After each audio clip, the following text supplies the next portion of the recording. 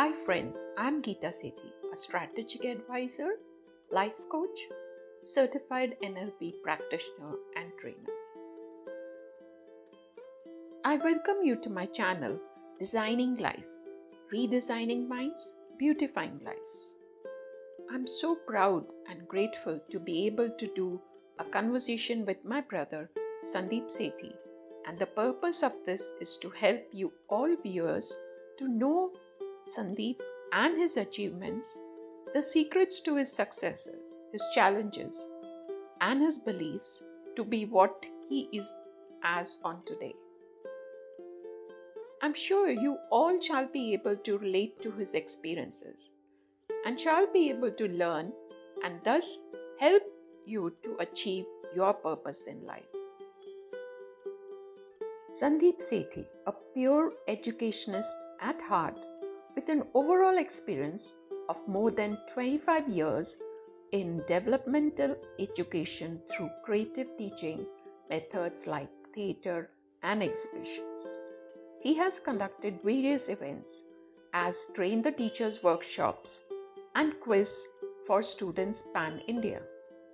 He has played a pivot role in developing and managing the content development of various subjects. He is a TED Talk speaker, India for Education Through Theatre. Sandeep's major recognitions.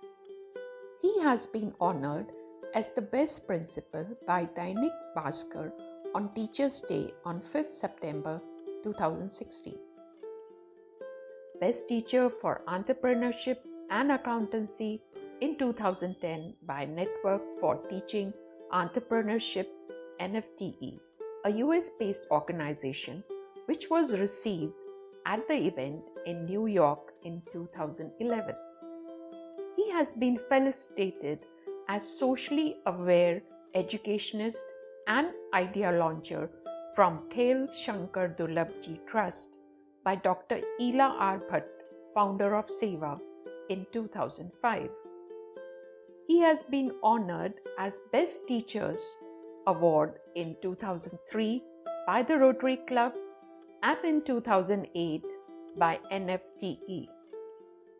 He has also received the Best Write-Up for Why I Became a Teacher by Scholastic Publication, the world's largest publisher and distributor of children's books.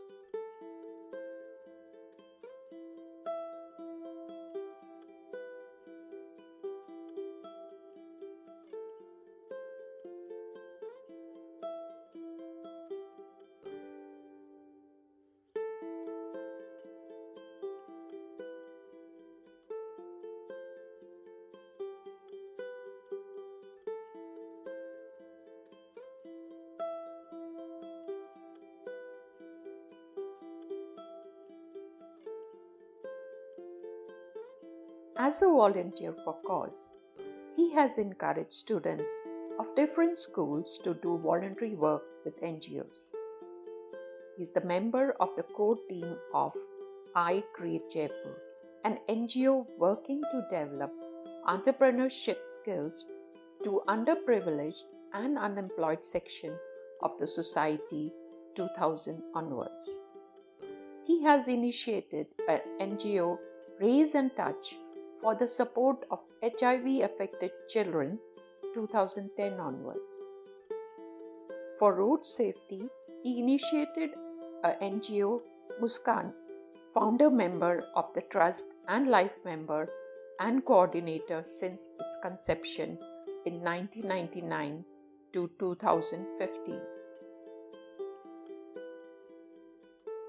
Welcome Sandeep to my channel, Designing Life, Redesigning Minds, Beautifying Lives. Great. So to begin with, I would like if you could describe how this year has been for you, as we are now more than halfway through of this year. So this year, as every year, has been as exciting and busy as possible. The only difference has been that, of course, we've added on to more projects. So last year, the focus was on graphic novels and podcasts. This year, the focus is on graphic novels, and the first ever online virtual exhibition in commerce. So the excitement and the workload is equally high. There is no change as such because I realize that the working hours are the same. Okay, great. So we are curious to know what has been your career journey like, if you could give us a short walkthrough in that. Career journey has been really lots of ups and downs, but I think I've been able to survive. Like I was once called by certain people the cat with 9 lives. So if ever there was any dispersal from one job to the other, they said, "Nahi, Sandeep to manage kar lega because he's a man with 9 lives. He will manage that." So I think according to their sayings, I've covered 6 or 7 lives till now. So maybe I'll just have 2 more opportunities of shifting jobs or something like that. But my career journey began with teaching, and it changed a lot of schools, a lot of interviews. I was put up this question that a rolling stone gathers no moss. And I very rightly told them, I said, but then who wants to gather moss?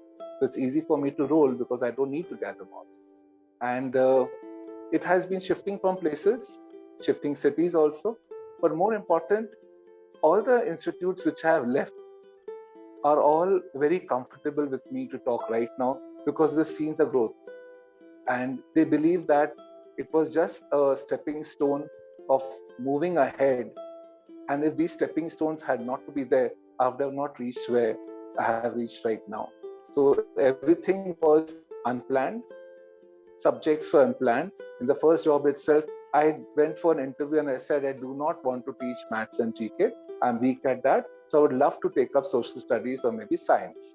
I was just a BCom graduate then, from commerce. But the principal, because he had a vacancy only for commerce, for mathematics, he said, no, you from Bombay, you've done your commerce, you'll be very good at maths, because the need was such. And then I slogged it and did my maths work. Then from there, teaching 6th, 7th, 8th, shifting to another school, teaching 9th, 10th. A lot of teachers did tell me that you have to ultimately settle down in commerce because your graduation is from commerce. So you will not be able to settle down as qualification in any other subject. So in order to reach 11th and 12th teaching for commerce, I shifted to a school, entered the 6th, 7th, 8th mathematics. Within 3 months, they gave me 9th and 10th. Again, I had to slog for that. And in the next 3 months, they offered me 11th and 12th. So again, I had to slog for that. So it was more learning of the subjects after you studied them as a student, because to teach, you had to have a real command over them. So it was journey from St. Paul's, Jaipur, to Children's Academy, Jaipur. The change of schools, for me, it was more of, if I was not happy working somewhere, or the management was not happy working with me, we better part ways. Because there's no point of pulling along when they are not happy and when you are not happy. So of course, I did move along a lot, but there have been times that I've stayed with the school for more than 10 years. So that isn't that I've moved really a lot. But yes, what I did not find in a particular place, or more important, if I proposed a project and they didn't seem to find it interesting, I thought that it was time that I had to move on because I had to get that project activated, put into action. So that is why all the schools where I was, we had beautiful exhibitions. My creativity began actually with exhibiting of the textbook, converting them into maybe models, working games, working models, computer work and things like that.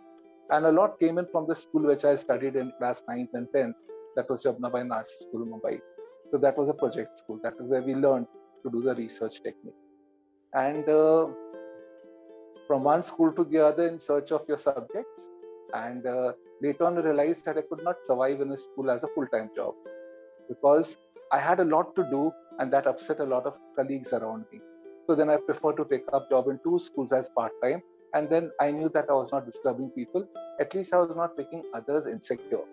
So that became a challenge for me. And in the part-time job itself, I did a lot more.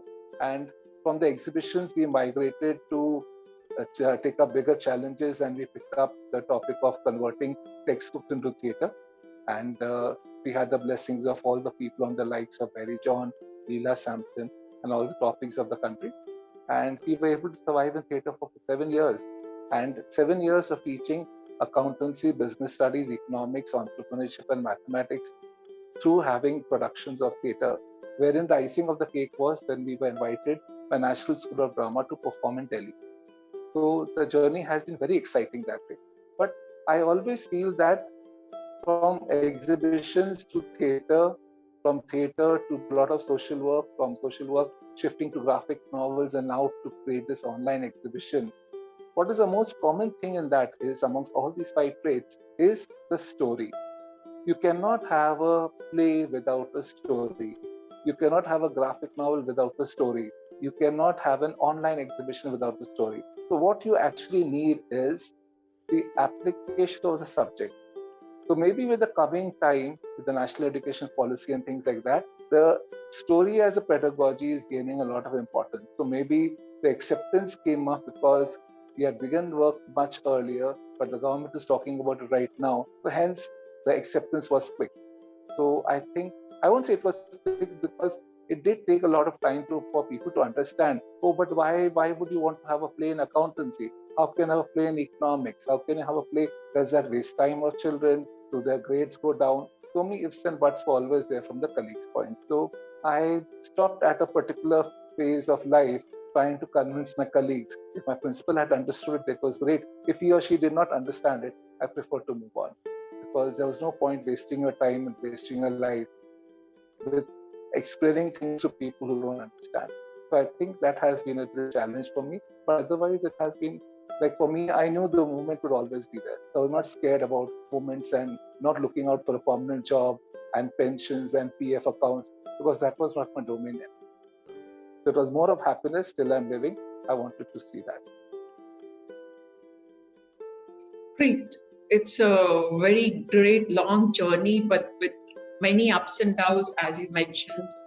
And I'm sure all the challenges you met, you overcome them step by step. So it's a great journey. We would also like to know about the awards you have been honored for. If you could just give us a little brief about that. It was very exciting to receive, like, in the initial stage, awards from the Rotary clubs and things like that, because that was the beginning when you were doing theatre and people were accepting and acknowledging that.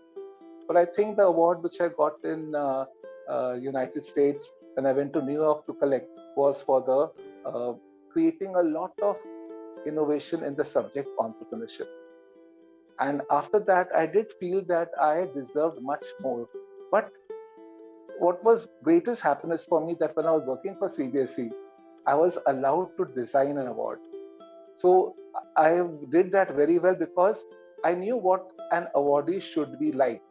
So they were doing this award on Abul Kalam on the National Education Day, and they were doing something like, honoring a teacher and a student for a quiz.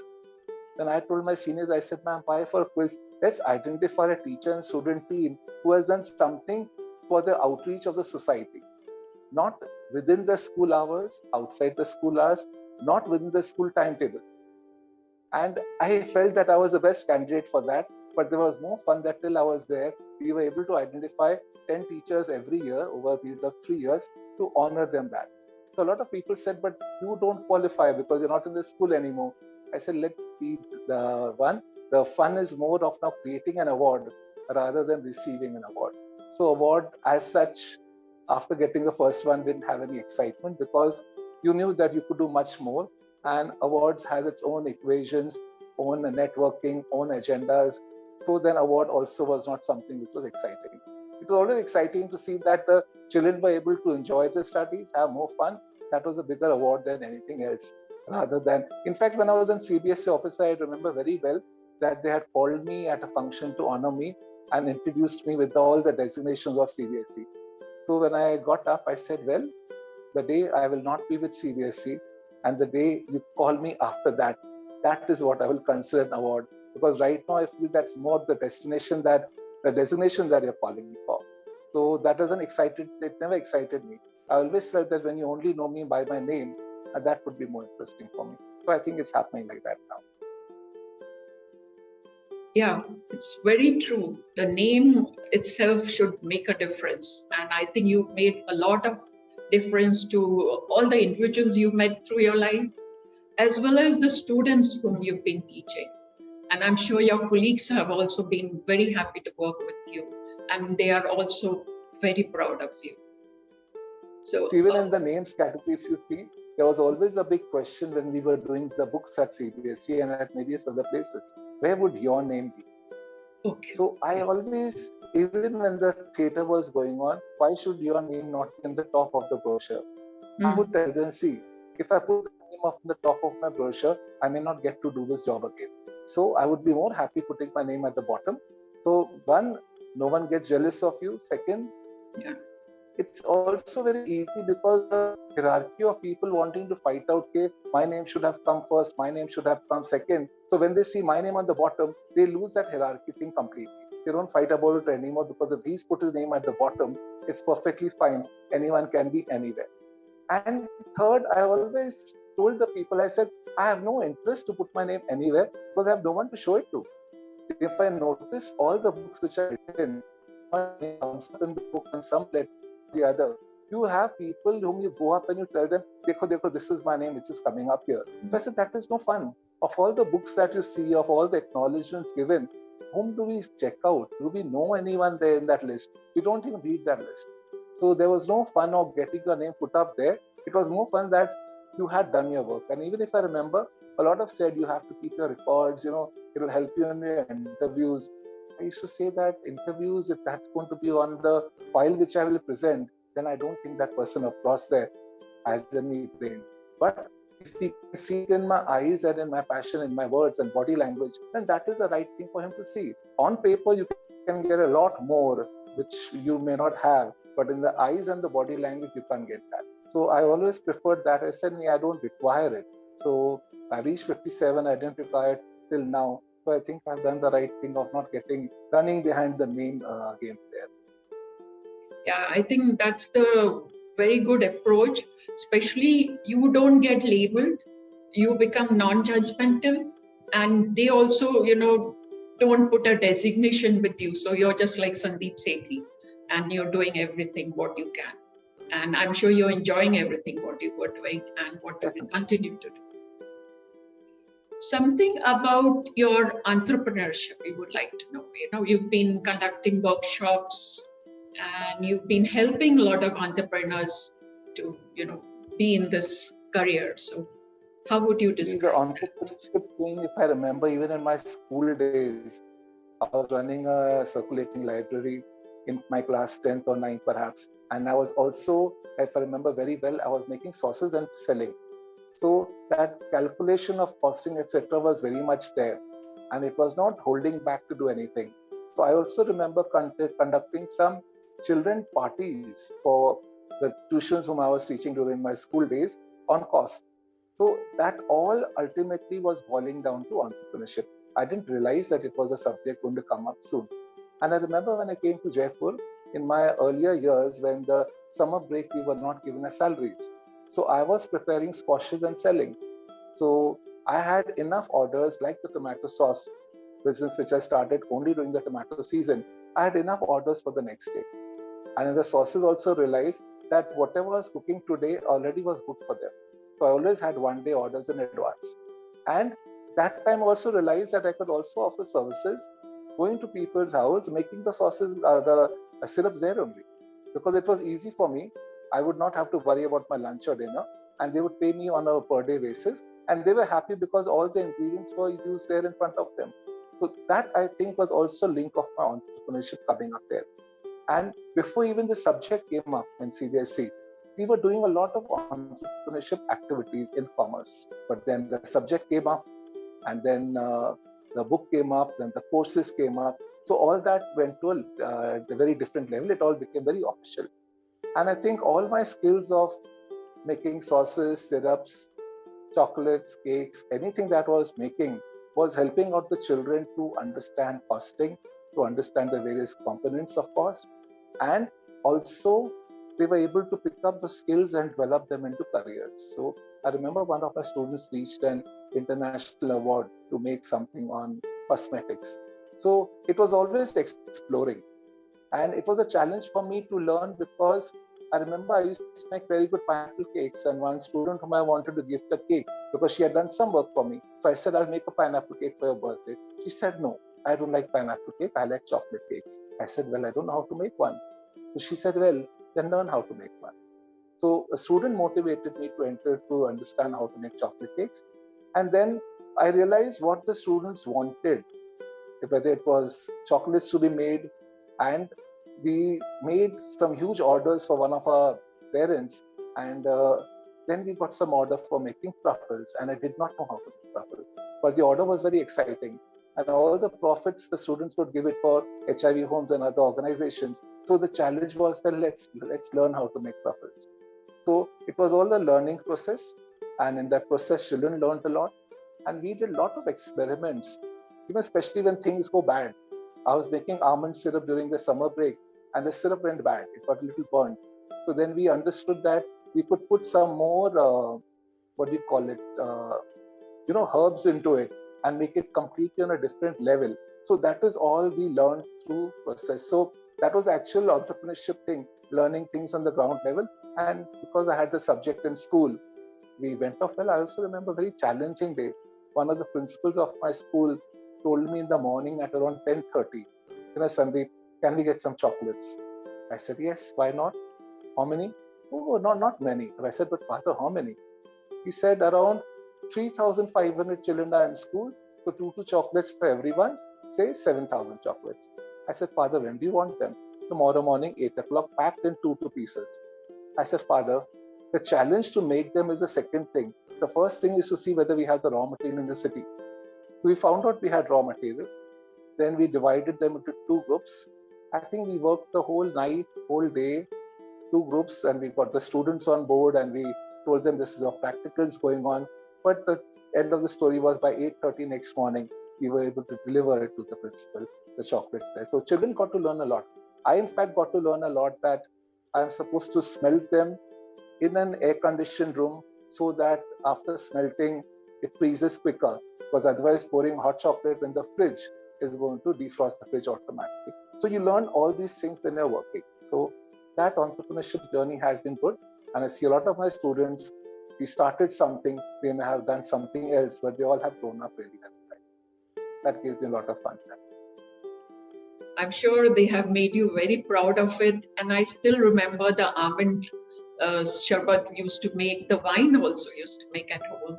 So yeah, the it wines gives in my the good memories. Very strongly. One student said, if you don't drink, then why are you making? So I said, chalo, I'll stop making. Yeah. Otherwise, I was making wines on. Yeah, that was great.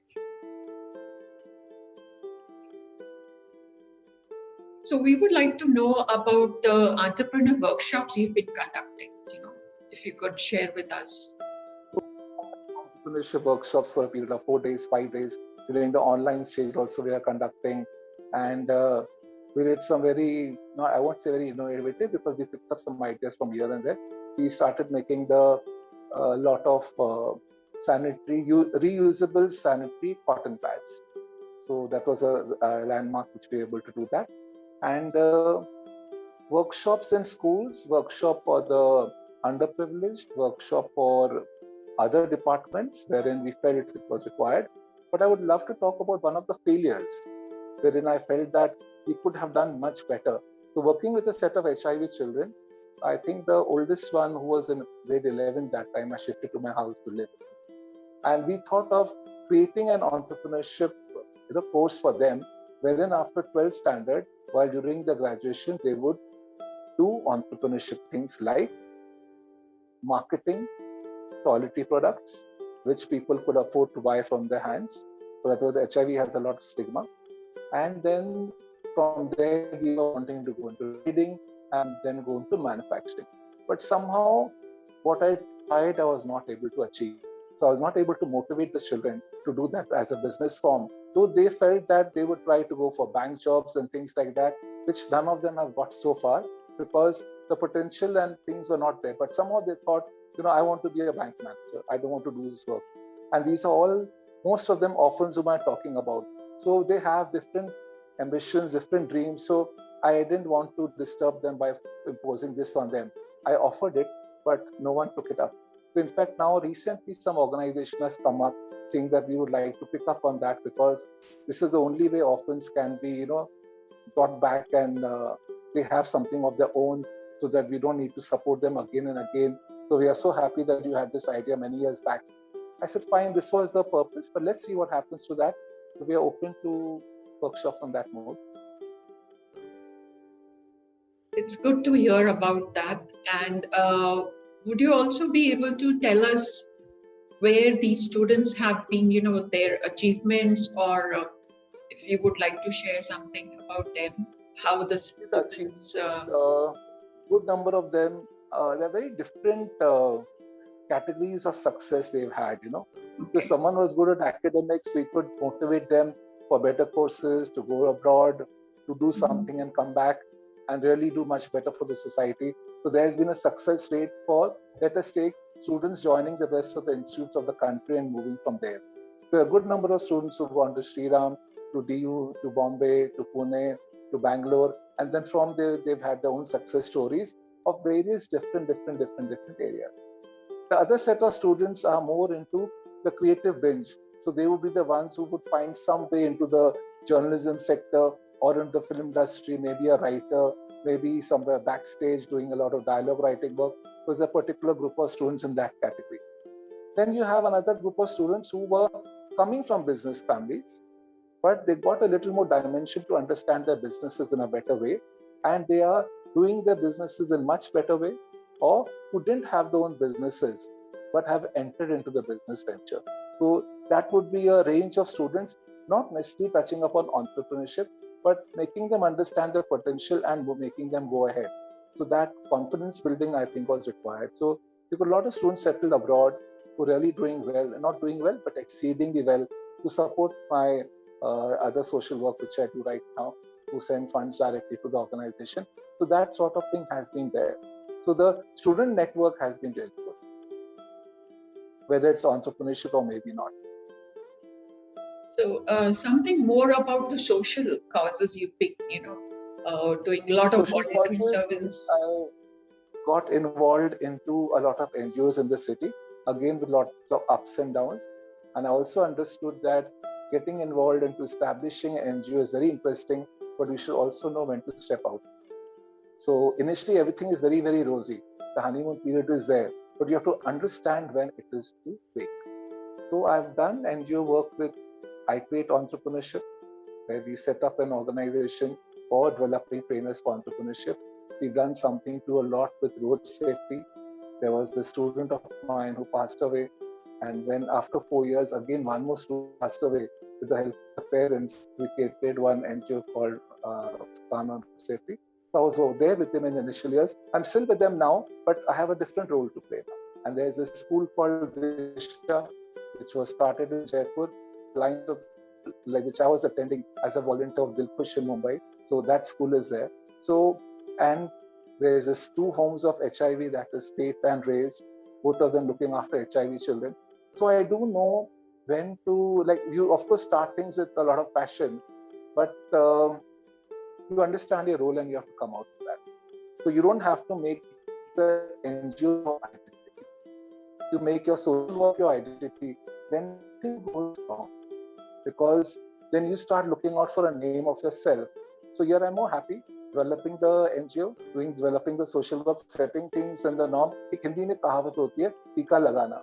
तो तिलक लगवा के खिसक जाओ. यानी कि you get someone else to take over the program, because you are not made to run one particular NGO. You got a lot of more work other than that. So it's more good to establish 10 NGOs and not get noticed, or rather to do one and then you have the limelight on you, and everyone wonders why you're dominating. So it's more, and everyone knows me now that he'll come into an NGO, he'll wrestle up things, but he won't stay there for long. So they're not scared. So that makes them comfortable and makes me overcome, because they know I don't need that NGO as an identity. A lot of people would need them as an identity. Again, people say that, no, you could have developed this NGO way ahead. I said, the way ahead, then I would have got so attached to it that I wouldn't want to part away with it. And then I would have to have my financial equation coming from an NGO, which fortunately I have not. So I'm associated with an organ donation NGO, where they did offer me a job, but I said, nahin, NGO ke liye one can do without that. Let's do the work what I'm good at and not get stuck on with an NGO. So that helped me out with that. So we've got an NGO for organ donation, NGO for road safety, NGO for entrepreneurship, and special children, NGO for HIV children. So there's all a lot happening, and an NGO for environmental issues. It's good to work that way at a distance. Yeah, so you could do so many things, like, instead of just sticking at one place or just being into one, even school. Because once you stick at one place, you dominate. So it's better to step out from there and let other people do what they feel like doing. And you move on, you create something more. Yeah, and there's so much of scope to do. It's a whole universe. And you have the skills, you have the passion, and you know how to do it. So you just need to get involved. And that's how you are able to achieve. I think it's easier. I felt that easier than to hold on to an NGO. Yes, even I have the same thought that the minute I find there are no more challenges, it's getting saturated, I think it's time to move on. So, and it really helps because you learn so much. And then again, you are able to use that learning into the next project or next activity, whatever you take next. So the learning is constantly. First of all, to do anything, you have to be happy. Yes. So if you're not happy, then there's no point doing it. So you let it go. So let the job go. If other people are getting upset, you know you'll get a better job for yourself. You don't have to get stuck onto that. Absolutely. I think that's the great message what we both of us are following and would like to share with everybody, that we should not stick at one place unless we want to. So I think that's a great thing. Insecurity which makes you stick at a place. It's insecurity which makes you stick onto a relationship. If you think that the opposite person is not interested or there are issues, then you step out, it's better. Yeah. So whether it's relationship, whether it's a job, whether it's an organization, you should know when to move on. Yeah. When to step out. Yeah, the right time to take the right step. I think that helps a lot. And then it again takes you towards your goal of happiness. So that's the way to do it. And you're lucky if you step out from there and if you're busy, so you don't feel bad. Yes. So you're not brooding, you move ahead.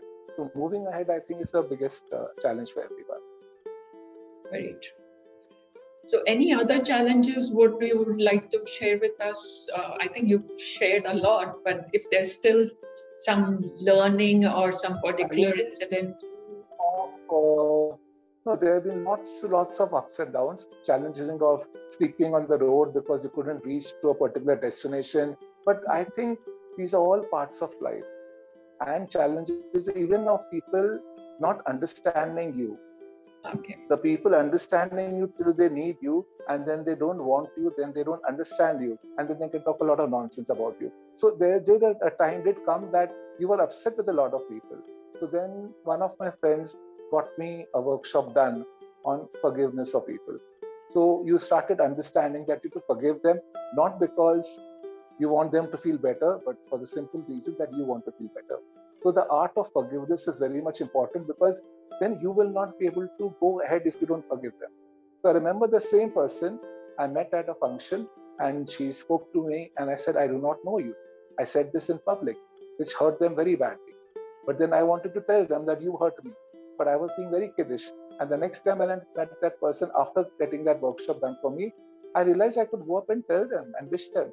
It didn't make a difference to me what wrong they've done to me. It's their lookout, not my karma anymore. So it was easier that way. So if someone has been bad to me, it's perfectly fine. That is his doing. Let him worry about it, not. So in fact, shock him more by going up and meeting him the next day, because they get a little surprised. So because then if I stick on to that, it's upsetting me. So I won't sleep well. So why should I spoil myself? It's better I let the person go, pardon him, and go ahead with life, because I can still find something else. Yes, it's a huge world, so there is nothing short. And I think the act of forgiveness is very, very important, and it also makes us feel liberated from those kind of feelings, and it helps us to move on. So that's a great achievement. The point of me always has been that if I come to a situation where I have to take a decision, I ask God, show me the right path. And the next day he shows me the difficult path. He's never showed me the right path. And the difficult path is always difficult to follow, but within a week, 10 days, 1 month, 2 months, 3 months, that part becomes beautiful. But when I've asked him for his decision, he's always shown me the difficult path, not given the path which is easy. So then I believe, fine, he thinks I can do it. So, and I trust him, so that's perfectly no harm. Let him show the path, I'll pick up the one he wants to show to me. So I remember at the age of 40, I had a lot of other issues, problems in life. So one of my mentors told me, hey, I didn't have a house. I don't have a house even till now. I didn't have a lot of other security issues. So she told me, said, Sandeep, you do what you feel like doing. Do the right thing and leave it to God. Your old age security, He has to solve, not you. So don't worry, we don't have a house. That is His problem, provided you're doing the right things in life. So then it became very easy that I pray to Him and tell Him only one thing, that make me do only that what you want me to do. So then He has to look after me after that. So my life is sorted out. So I don't have to worry about my old age securities anymore. It's He who has to solve it for me, because I should not be doing any wrong thing. That is the only requirement I have to follow. So I have to take that decision, and then it becomes easier. Finances, emotional securities, and so many other things, and He handles it. So then you leave, you trust Him and throw it to Him. But you do your work. Yeah, doing our work. A lot of people may preach this, but it happens only when you actually undergo it. So if someone must have told this to me earlier, it must have been preaching, or what I'm doing right now, maybe preaching. But one goes through that, then only one understands what we're talking about right now. That's how the feeling comes exactly of being in that moment once we have gone through. Like, I also believe that it's easier to achieve or dream about other things. It's very easy to dream. However, if we don't make an effort, we don't spend time on it, then we will not be able to achieve it. And we should be able to sleep at night peacefully without more important, getting hassled. I've understood this also in life with so many projects of mine which did not see light at the right time. Okay. So I used to get upset. But I understood after 2-3 projects got delayed that you make your project, keep your paperwork ready. The people don't understand your project is perfectly fine because you may be ahead of time. But when the time will come, your file will help you. So you got a project in mind, don't wait, complete it on paper fully well. Because when the time will come, you won't have the time to write. So it's better that if something comes into your mind, you put it into paper action. Prepare a plan of action for that and try it out to happen, and it won't happen. Because one, as I mentioned earlier, people have not understood that. Or second, the time is not right. So remember this road safety thing which we were doing in Jaipur, and I lost my first student. I was very young that time, maybe I was around 30. So I wanted to get the helmets compulsory in Jaipur. I did all my paperwork. Nothing happened. But 4 years later, one student died, and the parent came up to me and said, we want to do something for her. And I said, fine. I just took out my file. Everything was ready. So it just took 4 years more to go ahead. But if your file was not ready, the act would have not happened. So what has come into your mind, put it on paper. And when that time will come, you won't have time to write the work. So all your projects are seeing shape. All the projects are seeing shape.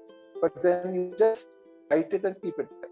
Keep in a file, complete the paperwork. Because when the time comes, you really don't have time because they just want to grab it. So I remember in my CBSE office days, I remember with my boss, she had said, I went up to a project and she said, nahi, ye nahi karna aapko. I said, fine. And after 15 days, she called me again. She said, what about that project? I said, ma'am, aapne to mana kiya tha. She said, मैंने तो मना किया था, पर तूने थोड़ी चुप रहा होगा, तूने तो पूरा paperwork कर लिया होगा. I said, हाँ, कर लिया. I'm bringing the file down. So you do your paperwork because people didn't understand that time. But when by the time they understand, then it takes up shape fully well. You go ahead with that. Yes, very much. I think writing down has helped me also a lot. Like, I still make notes, I still write it down, and I feel that I'm taking the step towards it. And writing down to begin the project and complete it.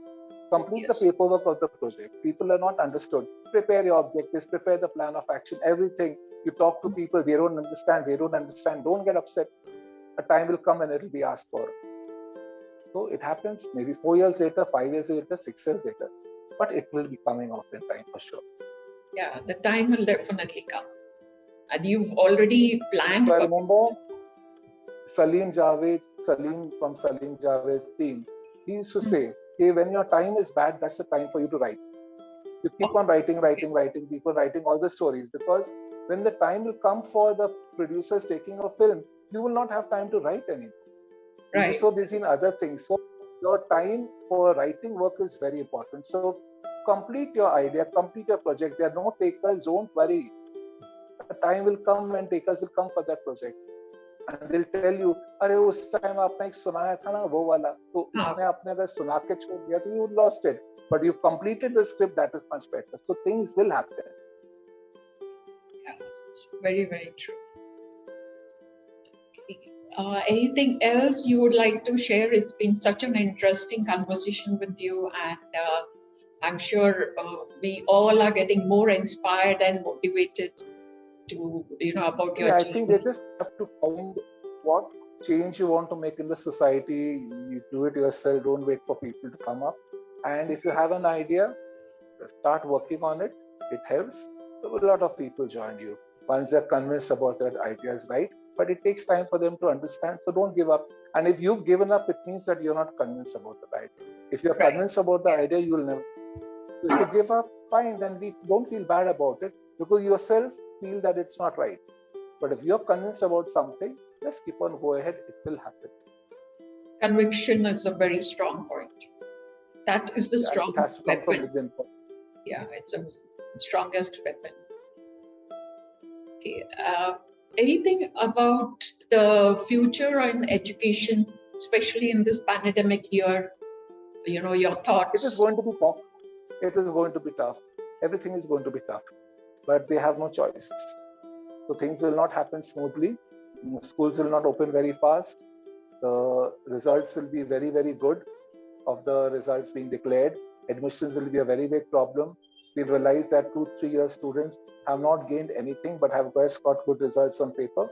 And but then that is the same case everywhere with every child, with every human being. These 2-3 years are going to be bad. But it will open a lot of venues of parents and teachers who are wanting to explore to do something better.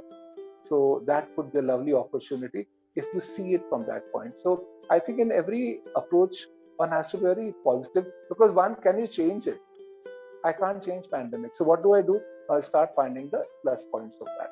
So that is the approach in life. When you can't change the situation, start finding out what is good in that. And then that's the way you survive. So survival will be like that. So let's find out what can we do best in this living situation. So I think that's the only way it's going to work.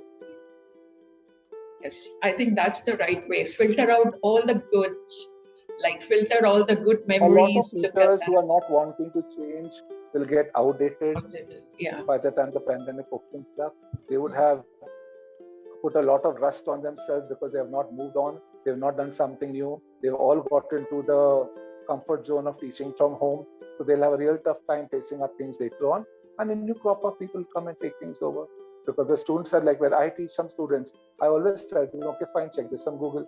Check this on Google. So the students would also know very well that I have to check it from Google. So they'll know where to do the research from. So things will definitely change. Yeah, it's definitely. So any teacher who has evolved in this time will survive, and those who have not evolved will not. They'll be outdated. And I've also seen that in schools or anywhere else, you have to do work more than one person's work right now. Yeah. Because as 25%, 40% people are removed, so all the job is being done by other people. So your survival is going to be only if you're multitasking. If you think that your job will be exactly the same way it was 2 years back, it is not like that anymore. So you'll have to do much more work to survive. If not, then just retire and stay back at home. You'll be out. Yeah, very true.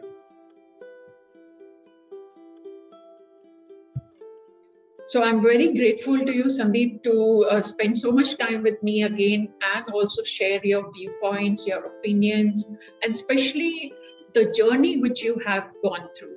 I have been a part of it. I have been somewhere here and there, but to listen to it all at one time is an amazing experience. So I'm looking forward to, have such interviews, such conversations with you again in some short time.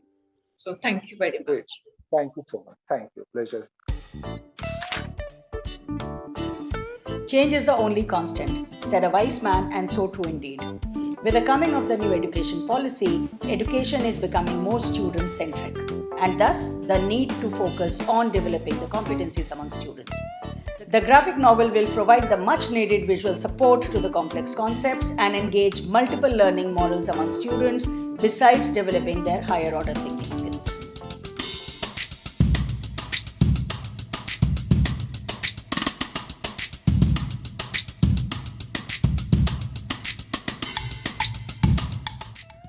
The making of these graphic novels has brought to the fore the four essential 21st century skills that we constantly talk of. The essential four C's: collaboration, communication, critical thinking, and creativity. The comic book in physics. The challenge was to build a pictorial story to explain electricity and energy crisis. The team used experiential learning to build it on a backdrop of the after effects of a supercyclone. The journey was thrilling. Mathematics is a lot to do with applications. Children understand it better when we convert them into application, that is storyline.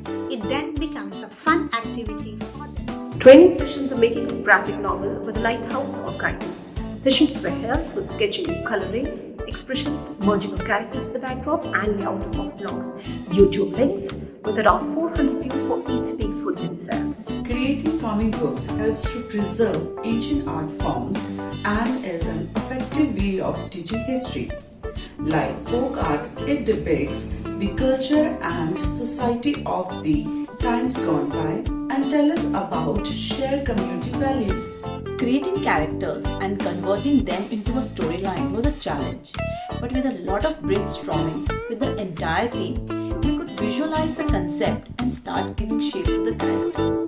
It brought us back to the Amar Chitra Katha comic days. Curation between various participating schools displayed an extension of collaboration as educators appreciated each other's work and critiqued impartially.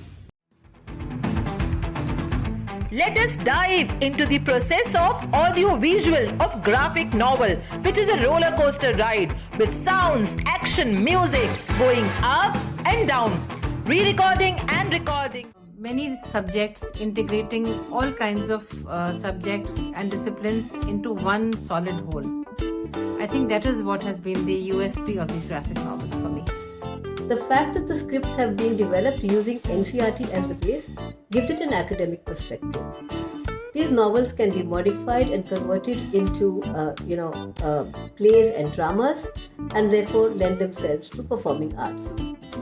These graphic novels are nothing short of a revolution. They're making learning easy and fun. Padhai bhi aur masti bhi, not only for children but also for adults. The graphic novel being translated into a variety of Indian languages along with the audios will prove to be a great learning resource for every child in the country.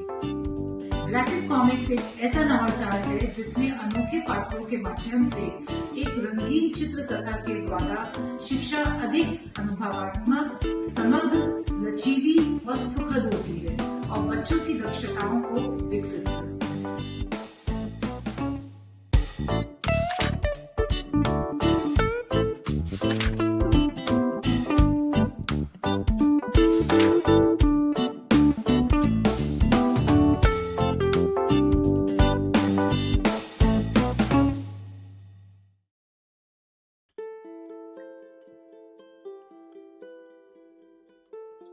So, hi Sandeep. We have just viewed the excerpts from your graphic novel recordings and would like to know more about it. If you could share your experience, some details for us to, get a feeling of how this got created and how is it going on now. So, well, it began in one of our festivals. We do have a Jaipur History Festival at the City Palace Museum, Jaipur. So it began when one of the principals mentioned that, history seems very, I don't want to use the word boring, but very challenging for the teachers to express or the children to learn. So how can that be made, interesting, and how can that problem be sorted out? So I said, fine, then let's make some comic books out of them. So the school volunteered to do the pilot project. And we picked up the topic French Revolution. And I could understand with my own experience of doing creative work that we would require 4 departments. One department is definitely the subject teacher. We call it the academic teacher, whether it's for maths, English, history, geography, science, anything. Then we need the language teacher, because the subject teacher may not have the right language. Third, we needed the art department, and then the IT department. So this is how what we talk to the principals when we promote this concept. We tell them it's a relay of 4 runners, and every person is equally important. You have the subject teacher who decides the subject, the name of the chapter, the class, and you cannot make a graphic novel without a story. And you cannot have stories without applications of the subject. So you need to have a teacher who thinks out of the box, is not worried about any extra remunerations, is not worried about any recognition, but the teacher has to be passionate enough to take up the additional work because it's a lot of added work. But the job satisfaction is tremendous. You are creating, simplifying the pedagogy. You're creating a pedagogy. You're making it simple and fun for the children. Imagine reading a book like Amar Chitra Katha Comics and then understanding mathematics through that. So that is what our ultimate aim was. So the subject teacher picks up the subject, topic, chapter, class, and thinks about the various applications in it. Then of course, as we are all affiliated, linked up with the CBSE and the NCERT curriculum, we make sure that we pick up the learning objectives and outcome very safely from the NCERT mapped CBSE books. So we know what should be the outcome of this lesson after the child has completed it. Then we make a flowchart. Flowchart is made by the subject teacher. It writes about what do I need to cover in the chapter. So that becomes a syllabus that I have to follow, that in my story, I should be covering all these points. So that is the subject teacher's work. Once that is ready, we can now start thinking of a storyline. We request all teachers to make sure that there has to be a little bit of imagination in it, fantasy, and that too depending upon various classes. You can't give a fantasy to 11th and 12th standard child, but to 4th, 5th, 6th, 7th, 8th, fantasy will be nice. So let them imagine. So the teacher starts thinking of those things, and we also insist upon that if you are making a book for the 7th standard grade student, then you have to have a 7th standard child in the story. Otherwise, the audience will not be able to relate it. We've also realized in the junior classes, you can have teachers in this part of the script. But as you go in the higher classes, the children do not want to have teachers in the story. So that comes up more challenging, because what comes up there is friends, peer, trips, outstations, and most important, the applications. Because as you go in the senior classes, everything is more or less application based. And when it is application based, the story comes out beautifully in that. Because you can find out which are the concepts to be covered. Maybe there are 7 concepts, 8 concepts, make one scene of each, and you've got 8 scenes ready and your novel is complete. So this is what the subject teacher does. After getting the line of the story, then the teacher immediately has to start writing the story in detail. Detailing is very important. As you're writing the story in the detailed form, you are developing characters. The child, we say, why are you always wanting a boy there? Why can't you have a girl there? Why are you wanting very, routine facts that the mother is in the kitchen, why can't the father be in the kitchen? Why can't the mother be only just a teacher? Why cannot she be an engineer? Why are we restricting a lot of professions for the ladies there? So these concepts also have to be worked upon slowly by slowly. The story is getting ready, the list of characters are made, and a list of locations are made. Where is this scene? In the garden, in the school, in the bedroom, in the drawing room, in the market. Now, it's very typically like a annual day function. We've got a story. Now you have to understand how many actors you require. So you start looking out for actors. I need a 50-year-old man. Obviously, the 17-year-old child will have to look like a 50-year-old man. That's what we do in school annual day functions. But here, you make a list of the characters. You don't have to make a 17-year-old boy to look like 50-year-old. You can make a 50-year-old man. So once a list of characters are ready, we give them to the art department. We are very particular by telling the art department, please do not take anything instructed to you orally. Because what I am explaining to someone orally and what that person is understanding are two different things.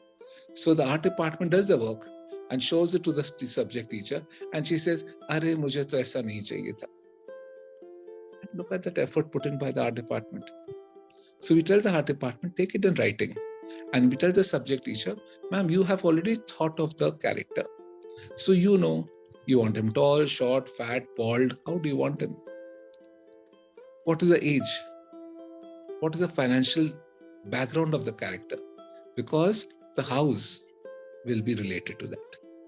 The car that he's using will be related to his financial status. So these things the subject teacher has to give. Locations are something like a backdrops. Like in an annual day function, if you want to show a vegetable scene, what do you have to show in the backdrop curtain? If you want to show a zoo, you want to show the roadside, you want to show a garden, you want to show someone's house, all that is coming in the backdrop in annual day function stage setting. But now here we have to do it in the artwork, through the artwork for the graphic novels. Now that list also goes to the art teacher. The art teacher begins the work. Now the subject teacher has to sit with the language teacher to make frames. What you read in an Amba Chatra Katha comic or a Tinkle or Archies or Asterix or Tintin, whatever.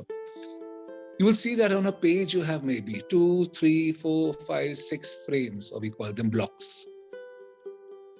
So now the subject teacher has to convert the entire story into a dialogue form. And the dialogues have to be fit into blocks. So I'll give a very typical situation. We take a chart paper, fold it into half, we get 2 sides. Fold it into half further, we get 4 blocks in it. Further into half, we get 8. And further we fold it, we get 16 blocks. So every chart paper gets 16 frames, 16 rectangles. Now the subject teacher and the English teacher, the language teacher, do not have to draw anything in that. But they have to label them.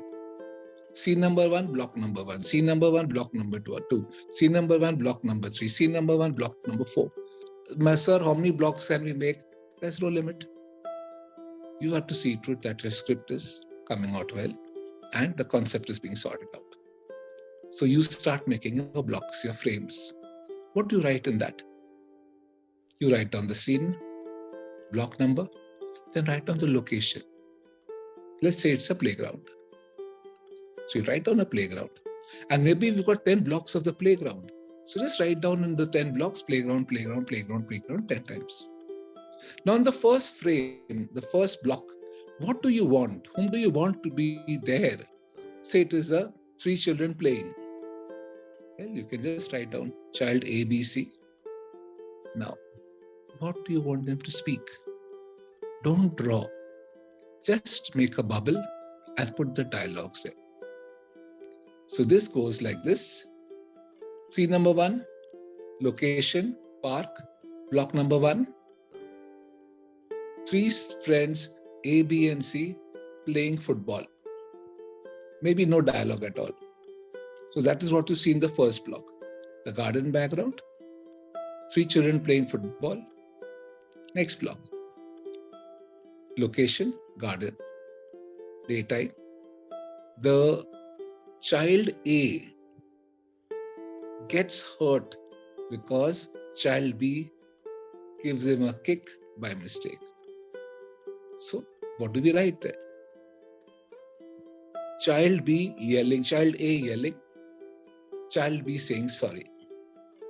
So now the art teacher has to see that there are going to be two children in the block now, and there will be a dialogue used. Similarly, we go to the third block, fourth block, fifth block, sixth block, till we are talking about this scene on the sports ground. Then say the accident was severe, he is to be shifted to the hospital. So next will be scene number 2, outside the hospital. Scene number 4, inside the hospital, maybe a corridor perhaps. Scene number 5, inside the room, the hospital room. Now, I always tell my teachers, just observe the TV serials.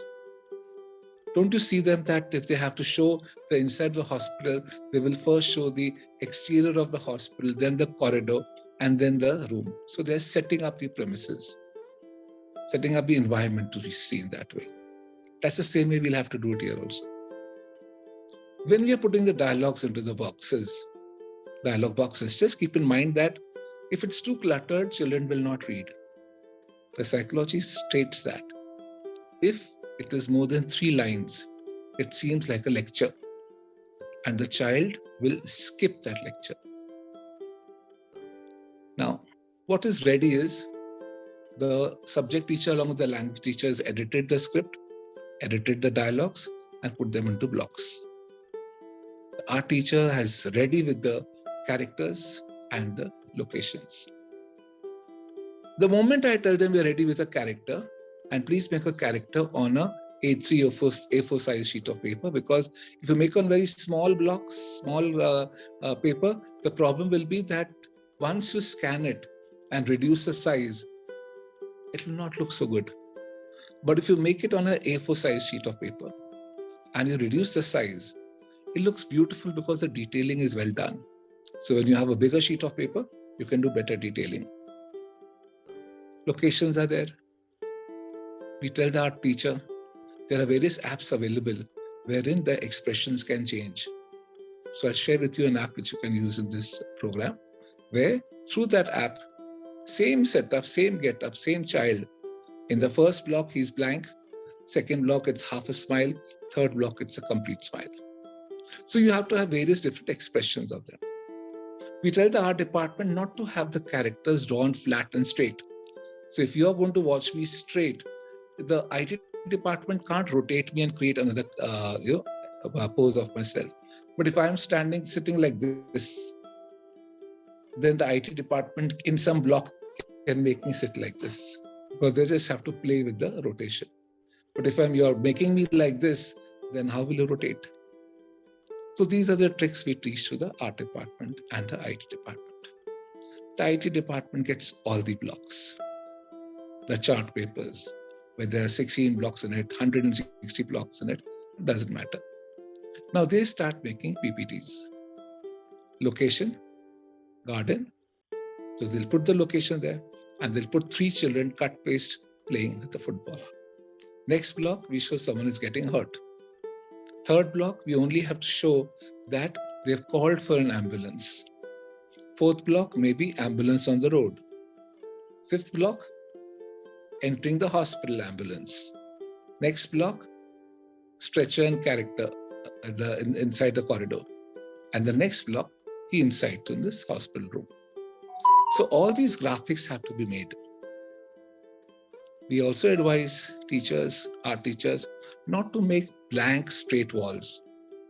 Make it in an angular way. So what you can see in the room where I'm sitting right now, that's an angular wall behind me. So it comes off in a better dimension. Characters, images, expressions, eyes. When they're drawing, we tell the art teacher, please make sure that the lip is properly curved, outline of the lip done, including the midline. Because when the app is being used, the smile can open up and the teeth can be seen.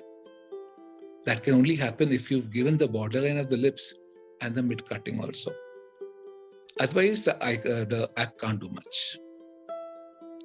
When that happens, the IT department starts looking at the script from the blocks and starts making PPTs. Then come back the subject teacher. Check it out. Is the story going on right? Maybe the bullet of the dialogue is put under someone else's face, but it was supposed to be something else. So the language teacher and the subject teacher go through the graphic novel again. Then I request them to convert them into a page form. Page form means right now it's in a PPT presentation, so I can only see one frame at a time. But I want to see 3 or 4 frames together on one page. They have to do that. That's a little technical. But I have an advantage now. From these block A to B to C to D, 4 blocks on the first page. What is there in the second block which is not there in the first block except the dialogue? Because if the blocks are definitely going to have the same location, it's going to be the ground for a long time till all the dialogues get over. Very important to make the other block little different than the first block. And that can be done through what? Through Zoom. Take a Zoom shot, close up, it will sort it out. Another thing we tell the teachers is that you have to, when you watch a TV serial, you see the beginning of the serial, if it's on a dining table, we'll give you a long shot of all the people sitting.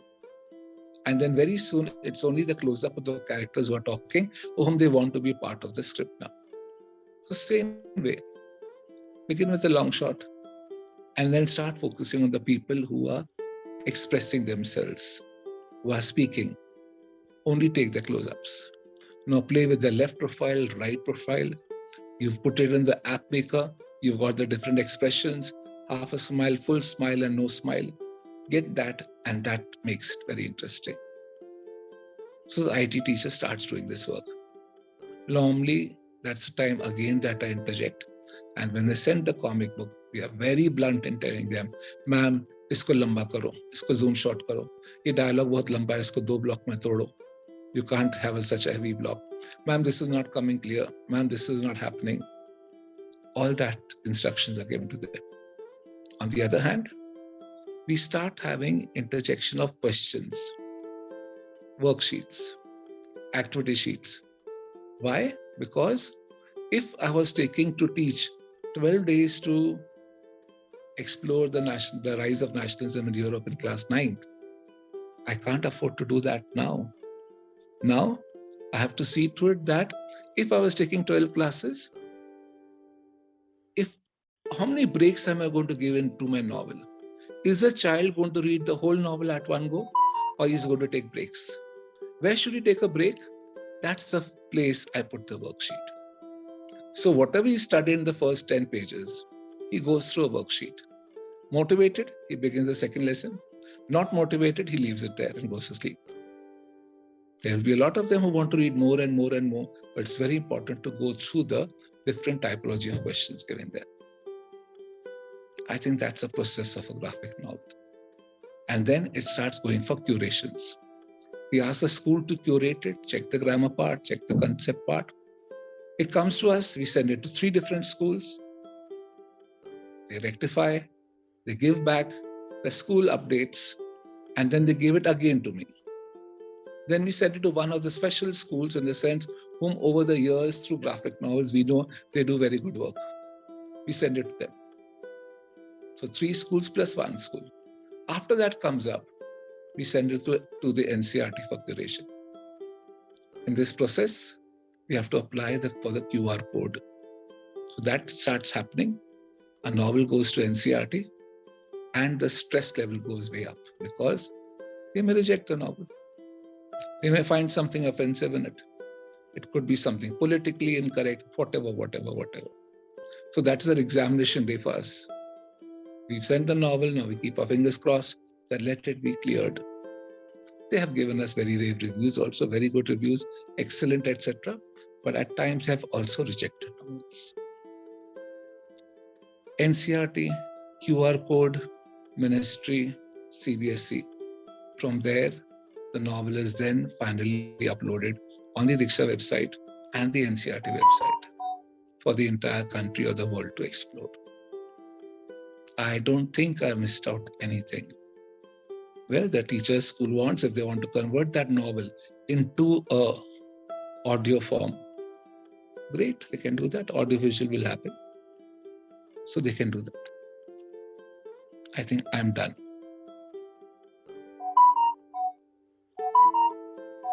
Anything else that you feel like what I should be talking about? No, I the think cover page. You've given the us cover a... page. We can talk about We So can... what is a cover page like? Cover page should be like a film poster. Okay. Don't make the cover page in the beginning. Make the cover page when your film is ending. Pick up the best scenes from that.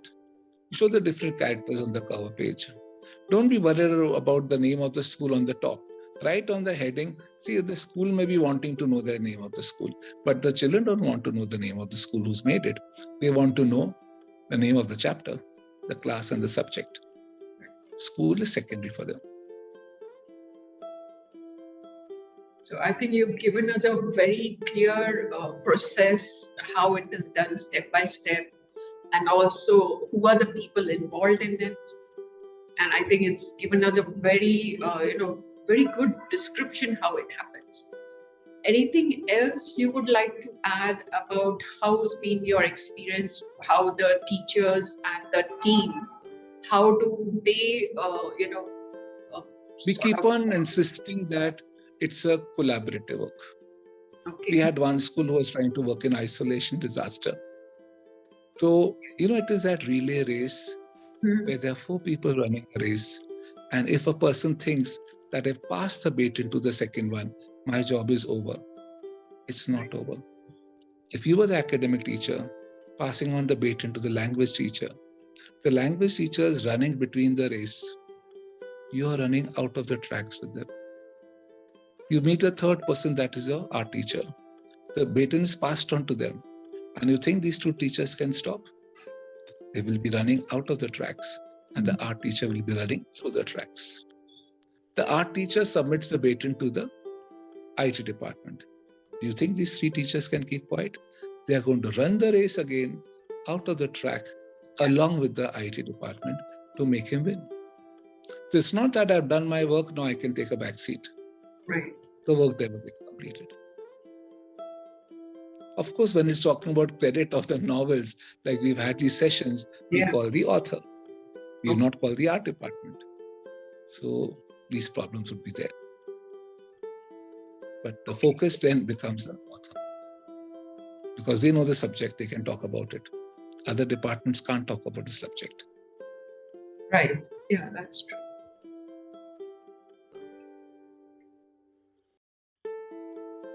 So Sandeep, while we've been talking about all other topics, it would be nice if you could share your failure. How have you been able to experience it or manage it? That would be also interesting for us to know. See, when you experiment, there'll be a lot of cases of success and there'll be a lot of cases of failures. But failure, of course, teaches you how to go up next, what not to do. So I remember I was very excited taking the children out for field trips. And so far the field trips were in factories and some places like that where there's a lot of academic input coming up for them. But once I wanted to take them to the vegetable market, the wholesale vegetable market. But we just can't go without making any purchases to the vegetable market.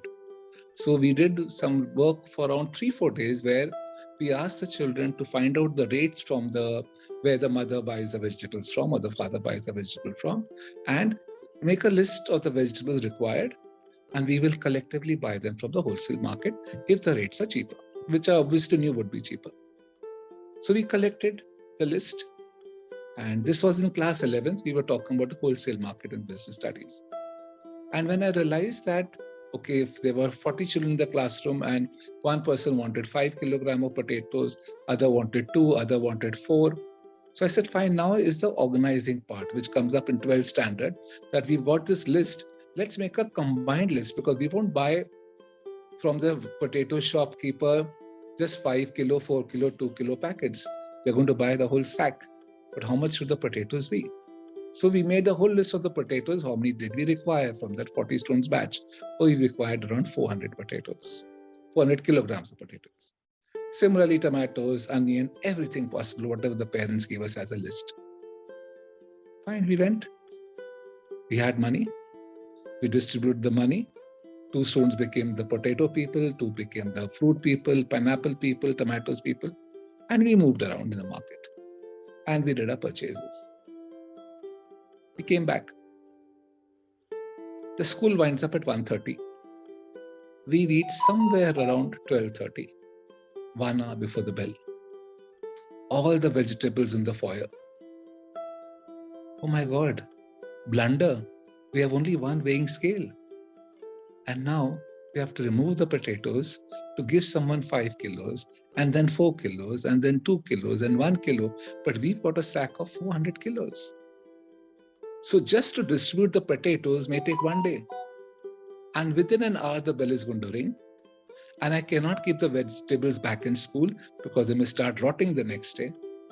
And I think I had 2 weighing scales this school. That's the day I realized that we have more weighing scales. So that was an opportunity, if you look at it, the error that you made in your planning. Second, big disaster. Tomatoes carton was opened and half the tomatoes were rotten. Right? Onions, we thought we had bought, say, maybe 200 kilograms, but when you start removing the rotten and the dried onions, you realize you got only 180 kilograms. So a lot of wastage is there in those wholesale packets. But from the learning point of view, we won't be able to make the children understand. This is why when the tomato seller is there, a good tomato seller will have grade A, grade B, grade C quality with him. He buys it in the same carton box, but he removes them and sorts them out together. So that is one concept coming up in 12th standard in marketing management, that is sorting. Grade A, grade B, grade C, grading of the goods. So we did learn, but there was this major crisis that we had time management issues. And how could we distribute the vegetables? Luckily, we had got them so cheap, literally 1/4 of the prices, that the fear of losing money was not there. But definitely parents wouldn't get the vegetables at home, so they would have felt bad about it. But the distribution of the vegetables was a big task. And another thing, supposing you need 200 kilos of potatoes. So you bought 200 kilos. Now when you're buying 200 kilos of potatoes, on the weighing scale, if he just puts one potato, which may be around 10 grams extra, the weighing scale will tilt. So you will get 200 kilograms with 10 grams more. Now when you bring it here to school and start breaking them into bags of 2 kilograms each. Now in a 2 kilogram potato, you will not be having 2 kilograms, you'll be having 2000 and some grams. And every package will be having some grams. But we got only one potato extra to make that 200 kilos to get some grams extra. But here when you start distributing them, even into 1 kilo packs, if you have taken 200 kilograms of potatoes, you will not get 200 kilo 1 kilo packets. You'll get maybe just 190. But yes, that is abnormal loss and normal loss concepts coming up there. So these became teaching aids. That's a different thing, experiences. But yes, it was a disaster. And next time we were more organized because we knew that we couldn't do this bulk buying and come back and the distribution is a problem. So you learn through mistakes. But that did not stop us from going again and again. We always went, but we knew now that we had to be more careful about the time. Very true and very interesting experience. And I think the learnings were quite a lot. It's just not planning, but going into that detailed planning.